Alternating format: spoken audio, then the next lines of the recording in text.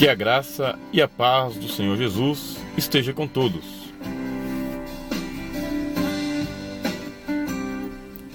Vou fazer um parêntese em nossas entradas no Apocalipse para compartilhar com vocês uma apreciação sobre o Concílio de Calcedônia. Estou aqui em mãos com este livro, A História do Pensamento Cristão, de Paul Tillich, e na página 100 ele comenta o Concílio de Calcedônia. Ele diz, inclusive, que não é possível se estudar teologia hoje em dia sem o conhecimento desta decisão de Calcedônia.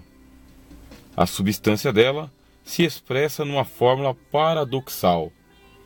Fiéis aos Santos Padres, todos nós perfeitamente unânimes, ensinamos que se deve confessar um só e mesmo Filho, nosso Senhor Jesus Cristo, perfeito quanto à divindade e perfeito quanto à humanidade, verdadeiramente Deus e verdadeiramente homem, constando de alma racional e de corpo, consubstancial com o Pai, segundo a divindade, e consubstancial conosco, segundo a humanidade, em todas as coisas semelhante a nós, exceto no pecado, gerado segundo a divindade, antes dos séculos pelo Pai, e segundo a humanidade, nestes últimos dias, por nós e pela nossa salvação, gerado da Virgem Maria, Mãe de Deus. Um só e mesmo Cristo, Filho, Senhor, unigênito, que se deve confessar em duas naturezas inconfundíveis, imutáveis e sem divisão. A distinção de naturezas, de modo algum, é anulada pela união, mas, pelo contrário, as propriedades de cada natureza permanecem intactas, concorrendo para formar uma só pessoa e substância. Ele não é dividido ou separado em duas pessoas, mas um só e mesmo Filho unigênito, Deus Verbo, Jesus Cristo, Senhor. Este Concílio de Calcedônia, que aconteceu em 451 d.C., é considerado o mais importante de todos os concílios da história da Igreja. Nele foi tratada a questão cristológica, porque havia um problema dentro da cristandade que era conciliar o conceito e a revelação de que Jesus era Deus e homem ao mesmo tempo. Então a igreja ela se dividia entre a humanidade e a divindade de Cristo. Não queriam praticar idolatria, tributando culto a um homem que fosse divinizado ao invés de ser divino, e por outro lado, não queriam cometer sacrilégios, retirando de Cristo os atributos que lhe foram conferidos por revelação através das Escrituras. Foram mais de 300 anos de controvérsia. Existem concílios anteriores que trataram e debateram deste assunto, e chegou-se a um ponto em que os cristãos dividiam Cristo em duas pessoas, humana e divina.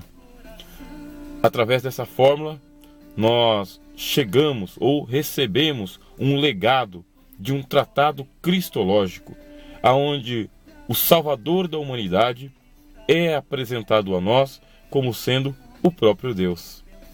Jesus Cristo, Filho do homem. Jesus Cristo, Filho de Deus.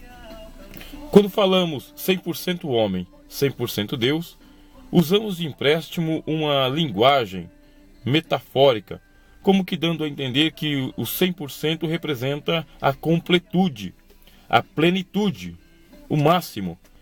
É melhor nós trocarmos esta fala e dizermos plenamente homem, plenamente Deus. A nossa razão vai nos confundir. Não conseguimos imaginar como Deus pode ser humano, como Jesus pode ser Deus. Isso é ato de fé.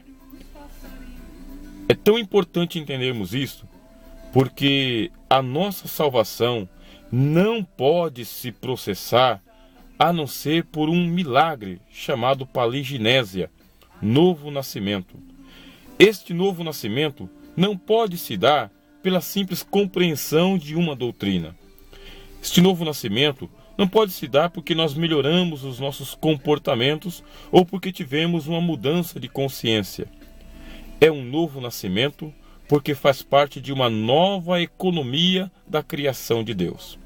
Aquela primeira criação que Deus fez dos mundos, dos anjos, dos animais, dos homens, de todo o cosmo, aquela primeira criação, ela ficou sujeita à vaidade por causa daquele que a sujeitou. Então vem Deus e faz uma nova criação, não exotérica, não fora dele, faz uma nova criação em seu Filho. Nós temos um símbolo na história da humanidade, onde que a criança é gerada dentro do útero da mãe, no segredo, no secreto. E a criança participa da natureza da mãe, recebe o seu código genético, recebe as suas características. Olha, é um mistério. Aquelas criações que foram feitas anteriormente, fora de Jesus Cristo, foram abortadas. Elas foram condenadas. Tanto a criação dos anjos nos céus, os que se rebelaram, quanto dos homens na terra, que também se rebelaram. O que fará Deus agora? Abandonará a sua criação?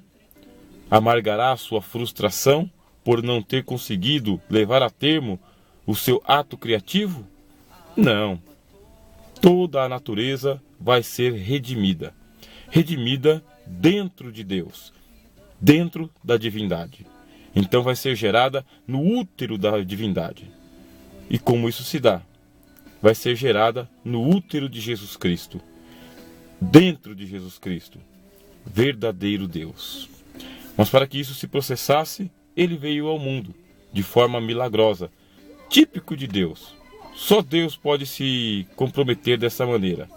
Assim, ele veio, encarnou, tomou a forma humana, assumiu todas as nossas fraquezas e fez isto à moda humana. Mas não a moda humana caída, como nós fazemos. A moda humana original. Jesus é o primeiro homem. É o primogênito da criação. É do agrado do Pai que essa plenitude de humanidade esteja nele. Verdadeiramente homem, pleno homem, perfeito homem, homem original. Então, nele agora são criadas todas as coisas, tanto as que estão nos céus, quanto as que estão na terra, tanto o presente, quanto o porvir. Verdadeiramente homem, verdadeiramente Deus. Duas naturezas. Quando eu faço esse sinal, eu quero que vocês olhem para esses 3 dedos aqui. Quando nós falamos do Pai, do Filho e do Espírito Santo. Quando nós olhamos para esses 2 dedos, falamos da sua natureza humana e divina, que estão unidas, indissociáveis, inseparáveis. Não são 2 pessoas, apenas uma pessoa. 2 naturezas, não apenas uma natureza. Uma que está entrelaçada à outra, junto com o Pai, o Filho e o Espírito Santo. Assim cremos, assim o adoramos e assim o glorificamos. Deus nos salvou. Amém.